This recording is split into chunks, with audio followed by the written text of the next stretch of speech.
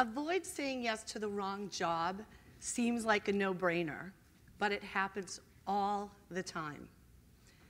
A new designer came to me, said he had joined a startup a few months ago, and he wanted to leave. I said, all right, so why do you want to leave? He told me he was absolutely miserable there, that it wasn't the job that he thought it was. And I said, well, why wasn't it? He said, they didn't understand what I could do for them.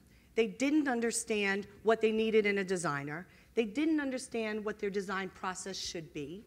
They didn't understand what the problems were that their users were having, and they were unclear as to what their needs were from me or from anybody else.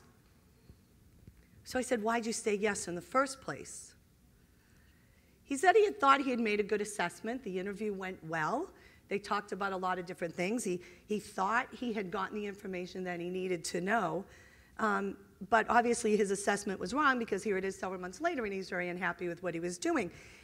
He said to me that he was unsure what else he could have done during the course of the interview to change up the information that he collected.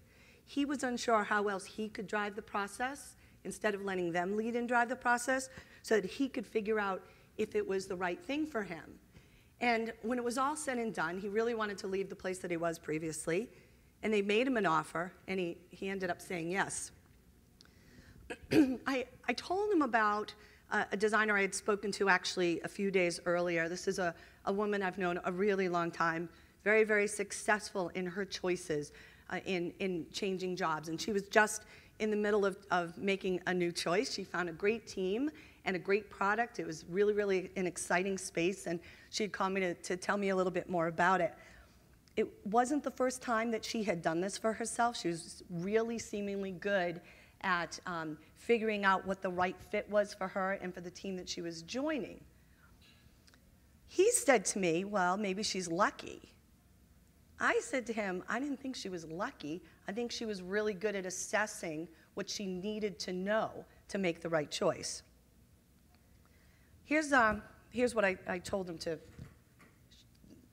she did about it. First of all, she always asked a ton of questions. She asked questions to discover and uncover the answers that she needed to know if this was going to be the right thing for her. She actually even said to me that she would often interview them more than they interviewed her.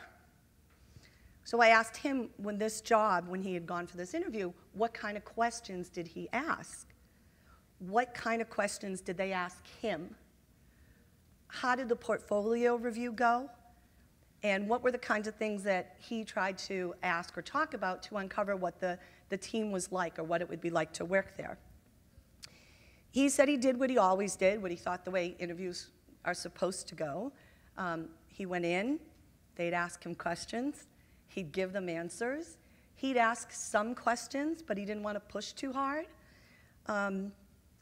He let them ask things, kind of drive the process a little bit more. He might tweak the question a little bit, but didn't really, go too deep because he thought maybe it wasn't his place to do that. It feels like a formal situation, and he did what he thought he was supposed to do.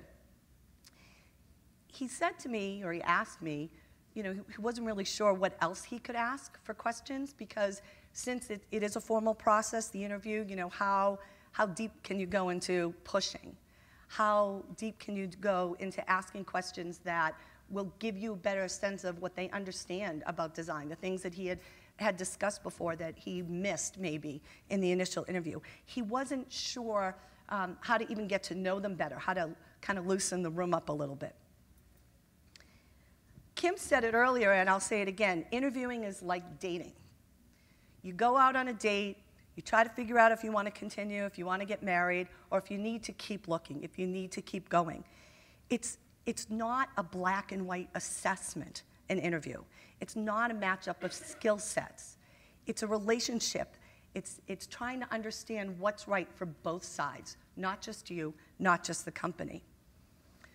So he said to me, what do I ask? What are better questions to ask? I reminded him before you go into an interview, you make sure you do some research about the company. You make sure you do some research about the product area or the team or anything that you could find out, which is sometimes hard with startups, but there's all sorts of outlets out there you can do a little research. But then the most important thing is to think about what you're looking for. You have to identify for yourself what's important. Why do you want to go somewhere else? What is it that you're missing? What is it that you'd like to see for your next step and your career step after that? What are the things that are best for you in your career? What kind of team do you want to work on? All of the things that would be poignant to why you're leaving where you are, why you're trying to go somewhere else. And then the regular pieces of it. What's the team like? What's the culture like? What have you done so far in your design? What's working for your users? What do you like in design? Is there a designer that you like? Is there a product that you like? These kind of questions, I said to him, will help bring out some interesting data that you can collect from these people, and it's not just, the visual design sucks and we need it to look better. Everything that you ask should be related to what you need to know. Once you've figured out everything that you need to know, you can go on and start telling them about yourself. But remember, when you're telling them about yourself, the company is looking to learn all the things, or a lot of the things that you're looking to assess about them as well. They want to know, why are you leaving where you are? They want to know, what are you looking for in your next role? Because they want to know, obviously, if the fit's right, if they're going to be able to provide you what it is that you're seeking. What do you hope to get out of this job change? What is it like to work with you on a team? They also want to know, of course, what you're like as a designer and who you are as a designer. So tell them, why did you go into design? What do you love about design? What happened in your life that brought you to this moment right now? Your career timeline. It's okay to say, I've heard this 100 times. I was writing websites when I was in high school, and I fell in love with the process of trying to make things better. Tell them your story. There's a lot of it's going to come out in your portfolio. I reminded him, if he didn't do it before, and I'll remind you here now, go over your portfolio before you go in. Refamiliarize yourself with what's in there, what you've done, what your role was in each one of the things. In the olden days, a designer would go in with a physical lookbook. This is before the internet. Yes, we used to do design before the internet. And you'd walk in with a physical lookbook, and you'd open it up, and in it would be contained your best work, your greatest work, the stuff that you had passion about, the stuff that you did a lot for, the stuff that you could talk about all day long. And you'd get into that interview and you'd open that up and you would have a blast going through who you were as a designer and why you were excited about sharing this particular project. That's what you should have in your portfolio. I also reminded him, don't put stuff in your portfolio you don't want to do anymore. You don't want to share stuff that's not important to where you're going. Back to the discovery of what the company is like and what the role is and if it's going to be a good fit for you. You're thinking about not just this job, but the job that's coming after this one. So if you have stuff in your portfolio that might be linearly correct, I used to be a print designer before I went into digital design, that's fine. You can have a place marker, some sort of indicator that this is part of your original timeline, but don't go on, 6 thumbnails of some old print work that you did or some old marketing work that you did or an old website that you worked on when you're really into mobile digital design right now. Because in the interview, you could actually distract the interviewer. There could be something in there that they just key in on. And in fact, this guy said to me that this happened in this other interview. One of the people he was speaking with actually, there was something they had in common. I can't remember what he said. But they ended up going on the whole interview about this one thing in his portfolio. And he never really got to know more about what they were doing. And this guy didn't really get to know more about him. So you got to be careful about those distractions because it'll lead you off course and you won't get the information that you need to make sure you're not saying yes to the wrong thing. Companies also need to know, obviously, what you can do to help solve their design needs. I was thinking of the successful designer and what I wanted to say to him, and she listened really well to the problems that the company, the people that she was talking with, said that they were having as far as their design was concerned, or what they anticipated they were going to have if it was a really early stage startup and they were just starting. If you went into a doctor's office and you said you had a stomach ache, the doctor would not pull out his sheet of every single solution that he knows how to solve a stomach ache. He wouldn't just start prescribing things. He'd ask you questions. What kind of stomach ache? How do you know it's your stomach? What kind of pain is it? How long have you been having it? He would ask questions, or she would ask questions, until she got all the answers that she needed to know so she could answer the question properly. On Family Feud, there's this host, Steve Harvey, who's a riot, right? And 2 contestants will go up to the podium, and Steve Harvey will ask a question. You're trying to get up on the board so your team can play, and you're really, really excited.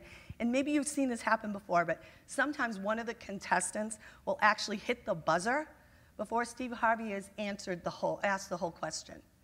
And that person is answering something that they didn't even get to hear all of, or they didn't really understand what the question was. So I said to this guy, don't be that guy in the interview. Don't be that person that is assuming that they know what the real problems are, or assuming that they know the answer. If you don't have an answer yet, if you're not sure what they're really asking, if you don't have enough information to be able to tell them what you can do, ask more questions. As a designer, you carry around what I call a design toolbox of experience. And your toolbox of experience is from the moment you decided to become a designer. You've filled it up with things that you've used to solve problems, design problems and challenges before, even if it's stuff that you did in school. Anything that you've ever done as a designer and grown as a professional. And hopefully you're adding to it as you go along as well. And in this toolbox of design, you have things that you've used a lot. Things that are well-worn, well-loved. They're at the top of that toolbox. You're pulling those out on a regular basis. You're really familiar with these things. These are things that are really comfortable for you to use. There's other things in your toolbox, though, that maybe you haven't done as often. They're still useful. You're not as familiar with them, and you're not 100% sure when you want to pull them out of your toolbox. But they're still there, and they're still useful for the right situation. And then there's other things in your toolbox that you don't ever want to touch. It's something you did, back to the portfolio example, something you did, it's something that you know how to do, but you don't want to do it anymore. And you certainly don't want to start pulling them out and using them as an example of a way that you can solve a problem for a company. This guy said he realized this was definitely something he failed to uncover in his interview with this particular company. When he was asked who he was as a designer or how he might be able to solve their problems, he started grabbing at everything in his toolbox. Well, in this case, I did this, and in this case, I did this, and here's another example of another way that I did this. And instead of addressing the real problem, like the doctor did, by listening to everything that the symptoms were, everything, problems that the patient was having, this guy just tried to tell all of the solutions that he might possibly be able to come up with. And that didn't help anybody in the assessment at all. Job search is like the job search process is like the user experience process. You're the user, and the end product is the job you're trying to get. So as a designer, when you're acting in the user experience process, you're discovering, right? You're talking to your users. What's their pain? What are they trying to do? What's the kind of job you're trying to get? Where are they unhappy in the work that they're getting? Where are you unhappy in the work that you're doing? All of these things that you're looking to uncover, and you're learning as you go. You don't know all of these things absolutely defined. You figure it out as you go along. You think about jobs that you were happy. You think about jobs that you weren't happy. You think about where you want to be going as a designer in your career. And you move forward from there. If you get the answers, just like in user experience, if you collect all the data, then you have a better chance of designing the right product for the user, you, and the right product being the great end job. The guy realized he could have done a better job discovering and telling them what they needed to know about him, that maybe he didn't understand the real design challenges that they were having, that he didn't, he assumed that they knew what design was or what he could do for them. He assumed that they knew what they had set ahead of them based on experience that they had in the past with their design. If it's a company that maybe the product's been out for a little while, or they had a contractor consulted in trying to do some of the work, he assumed that they were asking him questions truly relative to the problems that they were having. But in fact, they were actually asking questions just trying to get to know him better. He said he realized he didn't do much to try to facilitate that getting to know process well enough that everybody could let their guard down a little bit more and figure out, is this the right thing or not? To that point, I reminded him, humans hire humans. They don't hire skill sets. It is not like in the dating experience, a matchup. You have to find ways to get to know people. You gotta know about the culture. You gotta know about the team. You've gotta figure out if this is gonna be, Kim said, you know, a place to put your toothbrush. You're gonna be living there an awful lot of the time with these people. You have to figure out ways to bring that human relationship in. The successful designer I was talking about, she and I have talked about this before.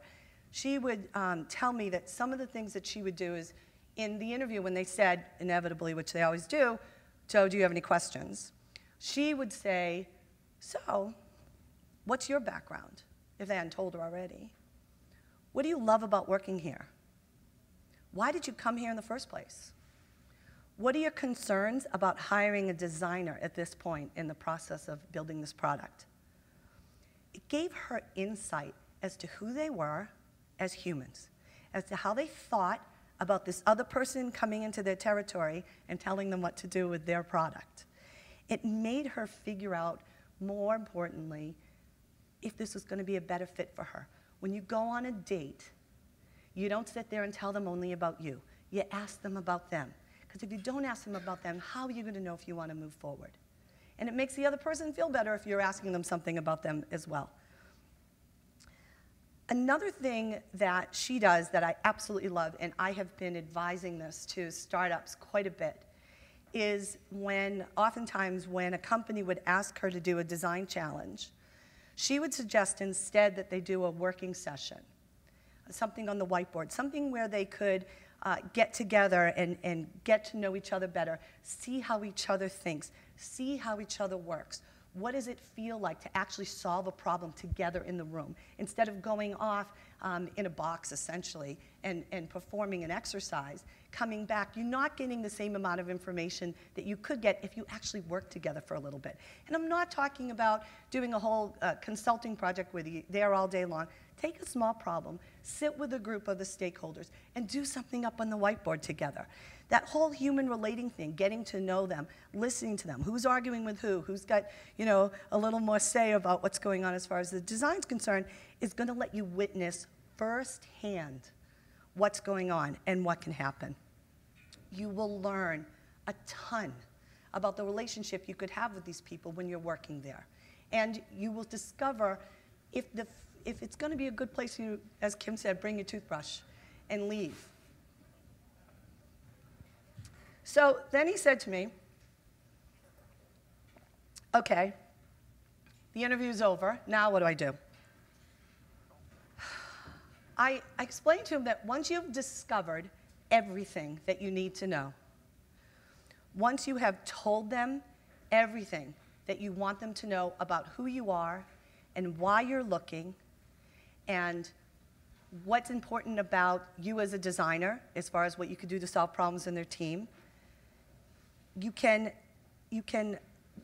make sure that you removed assumptions that both sides had, assumptions that you had about what they were looking for, assumptions that they had about who you were and what you could do. And then you can think about when you were in there, how did they take what you said to them? What kind of questions did they follow up with? You know, were they listening? Were they understanding? Were they taking the feedback? You know, how receptive were they to the things that you may be suggesting or the ideas that you came up with for what good design was or how you worked on a project? Were they willing to consider what you had to say even though you were just somebody coming in off the street for an interview? What was it going to be like to maybe work with them? And that way you can figure out if it really is a good thing, whether or not you should take the offer.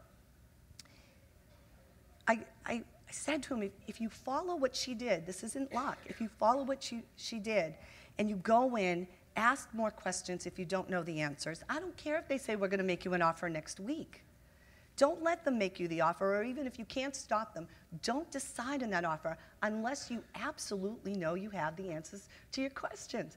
Why would you say yes to something that you're not quite sure about? They want you to say yes because you want to go there, because you think you could do the job, because you think it's going to be a good fit for you. They don't want to reinvest their time having to find somebody else because, like this guy, you know, he wants to leave a few months afterwards.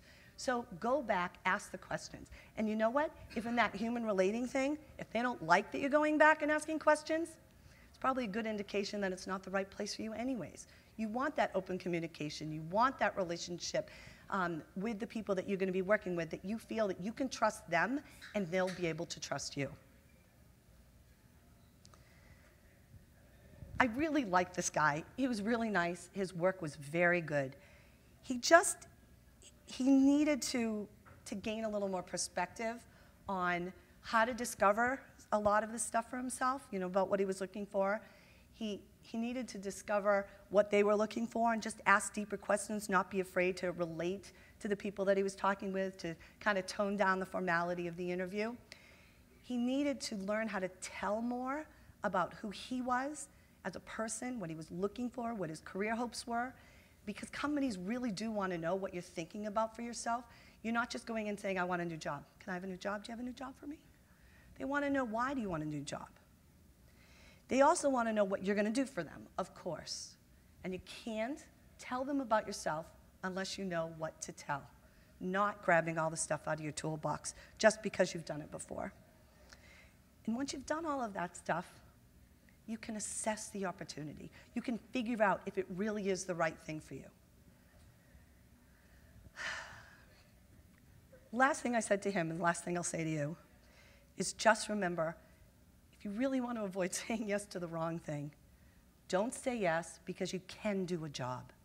That's not a reason to go and do it, just because you can. Don't say yes because they're offering you a lot of money. It's a nice distraction when they do, but it's not a reason that you're going to stay at a job. People don't come to me and say, I want to leave because I'm making too much money. And they don't say, I want to leave because I'm not making enough money. They tell me, like this guy did, I am miserable. I am unsatisfied. I'm not challenged. I'm unhappy. Please help me find something else. Don't say yes because of the location. I don't care if it's 2 blocks from your house. Being 2 blocks from your house and being miserable while you're there, or even, you know, medium unhappy while you're there, is not a reason to say yes to something. Don't say yes because it's a sexy company, or a cool product, or a hot technology. Say yes because it's the technology you want to be doing.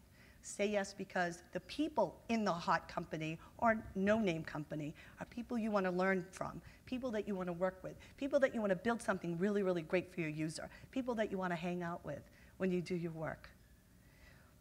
Don't say yes because of the title. I'll be gentle and not say what I usually say. All right, no, I'm going to say what I usually say. Titles are crap. I think Kim actually said something about this today. They're very inflated right now in the Valley. I've been doing this for 25 years. They've always been inflated. It's a carrot. It's something somebody will say. You can go to a 4-person startup, and the lead designer is called the VP of Design. What does that mean? Is a VP of Design at a startup that's 4 people the same as a VP of Design in Intuit? No. The thing that matters instead of the title is, what are you doing every day? What are you getting to work on? What are you going to be able to put in your portfolio? What are you going to be able to say that you've accomplished as a designer? Not what they called you, when you were accomplishing it.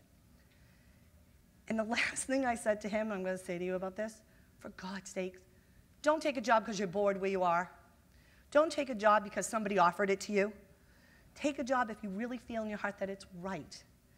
You have to be happy going to work every day. You have to be happy knowing that you're going to get to do really cool stuff, that you're going to be challenged as a designer, that you are going to love what you're doing every day because that's why you went into design in the first place. You didn't just do it for a paycheck. And more importantly, you got to be happy when you go home because that's where your real life is. You want to be happy with your family. You want to be happy with your friends. You want to be happy in your life outside of work. If you don't have those 2 things, you're saying yes to the wrong job or you're in the wrong job. Be happy on your way. Be happy on your way back. And that's how you avoid saying yes to the wrong job.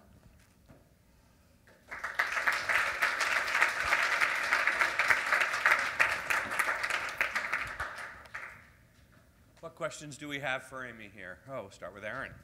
Cool, I'm gonna put my glasses back on. I can see you again. Hello. Hi, Amy. Thanks for the talk. Thank you.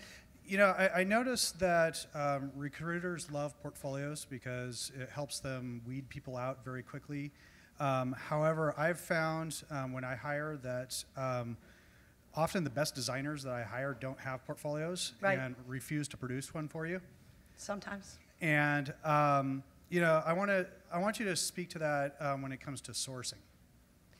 So back before we had the internet and before there were online portfolios, you only had a resume, and people did keyword searching. So if they wanted a visual designer, they looked for the word visual, they looked for the word UI, they looked for Photoshop. They tried to figure out an easy way out to be able to throw spaghetti up on a wall and say, oh, I found somebody. They use portfolios now.